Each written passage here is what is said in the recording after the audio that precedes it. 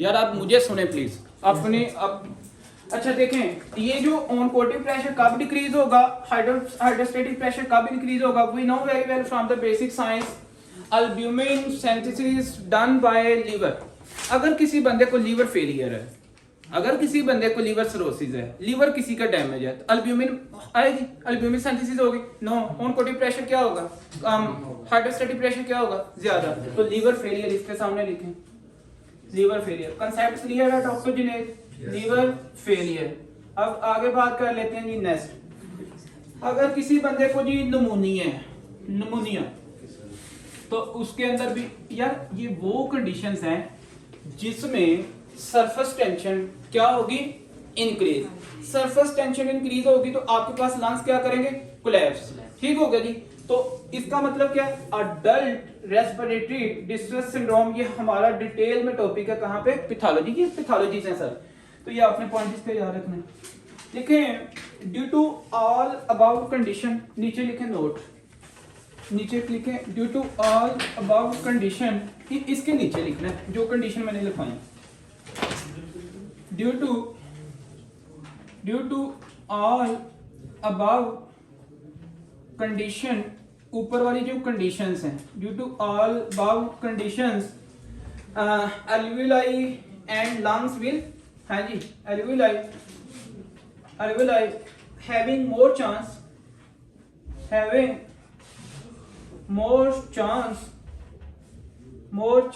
या risk to alveoli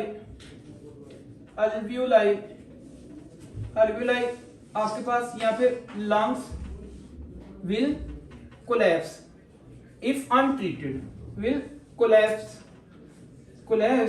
if untreated,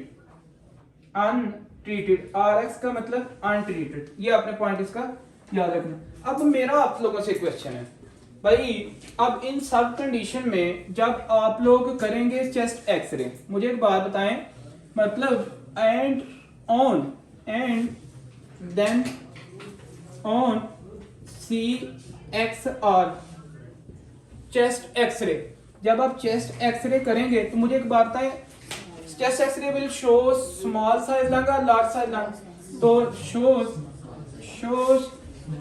small size lungs. तो ये आप लोगों ने पॉइंट इसका याद रखना है। ठीक हो गया जी।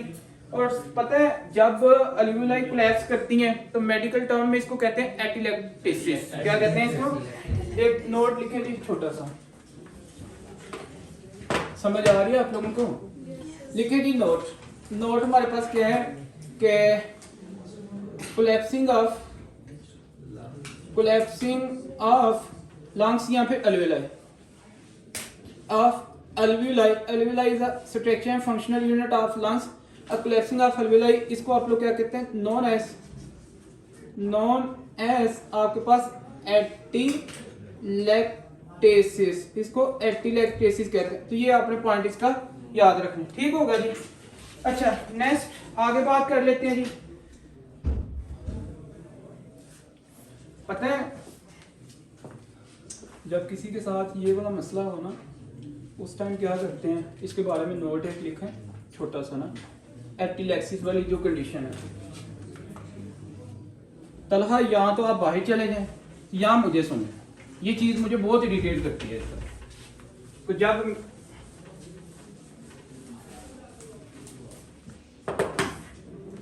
अच्छा अब इसमें क्या है, आप लोग पॉइंट याद रखिएगा, फॉर एक्सपेंड, भाई इसका ट्रीटमेंट भी तो होगा ना, इसके ट्रीटमेंट में आप लोगों ने क्या करना है, अब अल्वेओलाई क्या किए हैं, कोलैप्स किए हैं, आपने, आपका पर्पस क्या होगा बीइंग अ डॉक्टर, एक्सपेंड करवाना, क्या एक्सपेंड करवाना। तो एक्सपेंड करवाने के लिए आप लोग क्या करते हैं बताएं ना, अब आप लोग, हाँ जी, अडल्ट है सर्फेक्टेंट, चलो सर्फेक्टेंट की तो बात की बात है ना, और आप स्पायरोमेट्री करते हैं फॉर एक्सपेंड, आप मुझे सुने, फॉर एक्सपेंड विल यूज आप लोग यूज करते हैं स्पायरोमीटर। आप एक स्पायरोमीटर, ये एक प्रोसीजर है, एक इंस्ट्रूमेंट है जो कि आप लोग यूज करते हैं, डिवाइस है यूज जिसको करते हैं। अच्छा जी, अलोंग स्पायरोमेट्री तो आप करते हैं। अब स्पायरोमेट्री बेसिकली हैविंग 3 कंपार्टमेंट्स, इसके अंदर कितने कंपार्टमेंट होते हैं? 3 कंपार्टमेंट्स होते हैं, और इसके साथ ना एक पाइप सा लगा होता है, ट्यूब होती है जो कि फ्लेक्सिबल ट्यूब है, माउथ में उसको आप लोग क्या करते हैं, अटैच करते हैं, और अटैच करके पेशेंट को आप लोग कहते हैं कि अच्छा इस तरह करें, लंबा गहरा डीप सांस लें। क्या करें? लंबा गहरा डीप सांस लेने से क्या होगा, आपके पास लंग्स कोलैप्स करेंगे ना, लंग्स क्या करेंगे? कोलैप्स करेंगे। लंग्स क्या करेंगे? एक्सपेंड करेंगे।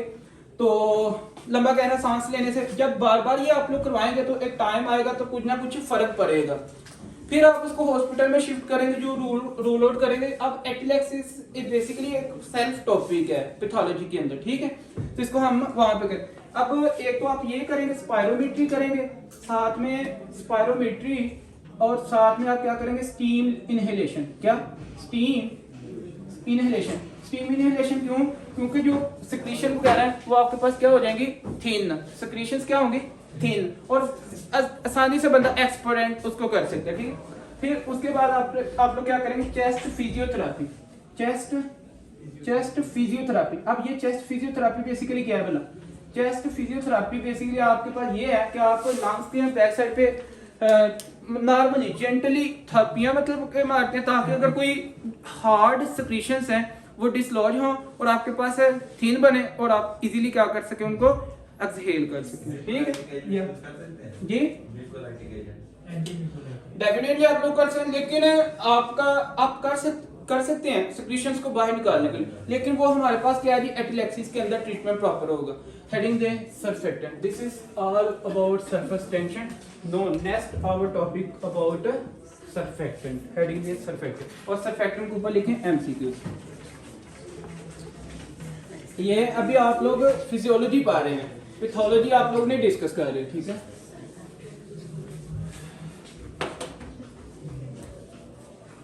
अच्छा जी, इसको करें क्लोजर। हाँ भाई करें जी। तो लिखें स्फिंगोमाइलिन इज अ लिपिड, इसके बारे में लिखें स्फिंगोमाइलिन इज अ लिपिड। ये आपके पास एक लिपिड है, और that present in the cell membrane. That present in cell membrane, और सेल मेम्ब्रेन भी आपके पास यहाँ पे किसकी है? Specially nerves. लिखें स्पेशली आपके पास नर्व। तो ये आपने पॉइंट इसका याद रखना है, ठीक हो गया जी। अगर फॉर एग्जांपल सर्फेक्टेंट नहीं होगा, लेट्स सपोज अगर आपके पास सर्फेक्टेंट नहीं है, जिसका नाम आपके पास क्या है? डाइपलमाइड ऑयल, फॉस्फोडाइल कोलिन, डीपीपी, और second name lecithin. It's mean कि आपके पास इसका लेवल कम होगा। इसका लेवल क्या होगा? कम, और इसका लेवल फिर आपके पास क्या होगा? ज्यादा। इसका फिर क्या होगा उस टाइम? ज्यादा। तो ये आपने पॉइंट इसका याद रखना। अच्छा, अब लिखें फॉर मैच्योर लंग, इसकी ना रेशो की बात करते हैं। आप लोग हेडिंग दें लेसिथिन एंड स्फिंगोमाइलिन रेशो। नीचे लिखें नंबर 6 पे, नंबर 7 पे लिखें स्फिंगोमाइलिन, लेसिथिन एंड सल्फिंगो, एंड आपके पास क्या जी? Myelin ratio. अब अगर इन दोनों की रेशियो पे हमने डिपेंड करना है, डिपेंड करता है कि आपके पास जो लंग्स है वो मैच्योर है कि इमैच्योर है, ठीक है। तो वो ये कहता है बिफोर 28 वीक्स ऑफ गेस्टेशन। लिखें बिफोर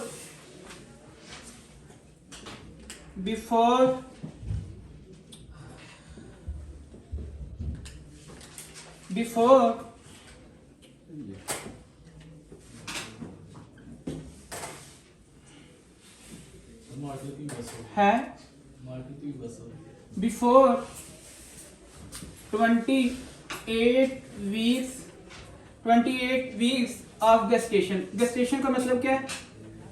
प्रेगनेंसी। क्या है? प्रेगनेंसी। तो आपके पास रेशो क्या होती है जी?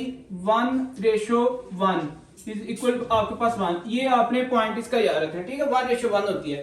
आपके पास नॉर्मली, ये पॉइंट याद रखिए, नॉर्मल रेफरेंस की मैं बात कर रहा हूँ अभी, नॉर्मल रेफरेंस की मैं बात कर रहा हूँ यहाँ पे। अच्छा, फिर आफ्टर 28 वीक्स, आफ्टर 28 वीक्स के बाद ऑफ गेस्टेशन, नॉर्मल, एक नॉर्मल इंडिविजुअल के अंदर जो है ना, ये 2 रेशो आपके पास क्या होती है जी, 1 होती है, या फिर इससे क्या होती है आपके पास ग्रेटर होती है। तो ये आपने पॉइंट इसका याद रखना है, 2 रेशो लेसिथिन आपके पास क्या होगा, 2 होना चाहिए, और स्फिंगोमाइलिन कितना होना चाहिए, 1। एक नॉर्मल बंदे में अगर आपके पास एक बच्चे हैं, वो जी 25th वीक पे जाके इसकी डिलीवरी हो गई है, लेट्स सपोज, या 26 पे, और आपने चेक किया है आपके पास lecithin and sphingomyelin ratio less than 1 है, लेस देन 1 है, तो आपके पास ये क्या लंग्स क्या होंगे, लंग कोलैप्स होंगे, मतलब इमेच्योर आपके पास लंग्स विल बी कोलैप्स। अगर एक बच्चा है उसकी डिलीवरी हो गई है बिफोर आपके पास 35 वीक्स, ठीक है ना, 35 वीक से पहले, तो फिर ये आफ्टर 28 वीक्स टिल, यहाँ पे आप लोग लिख सकते हैं टिल आपके पास 35 वीक्स, टिल 35 वीक्स, क्योंकि ऊपर हमने लिखा है। अगर इससे पहले किसी की डिलीवरी हो गई है ना, फिर उसमें आपके पास जो रेशो है ना आपके पास, अगर तो लेस देन होती है जनाब अली 2:1, तो आपके पास लंग्स क्या होंगे, इमेच्योर। नहीं मेरी बात समझ आई है ना। अच्छा जी, अब इसमें आप लोग क्या करेंगे जी,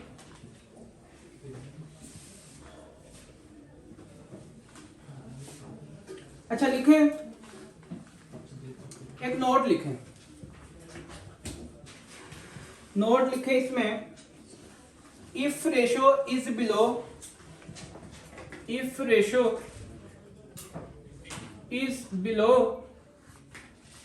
बिलो 2:1, अगर इससे कम है तो आप लोग 2:1, आपके पास लेस है तो इसमें आप लोग क्या करेंगे, इन 2:1 न्यूनेट